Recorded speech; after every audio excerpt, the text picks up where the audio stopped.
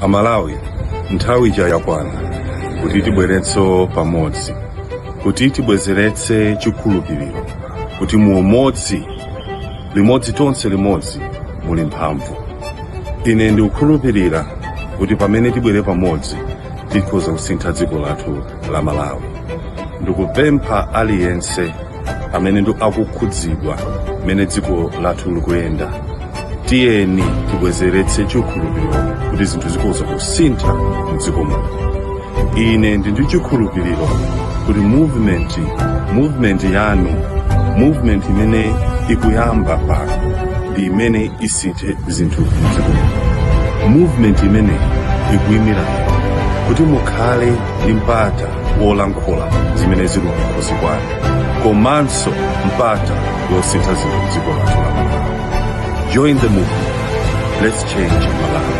Change is coming. Zikomo kwambiri, mukawudalitse.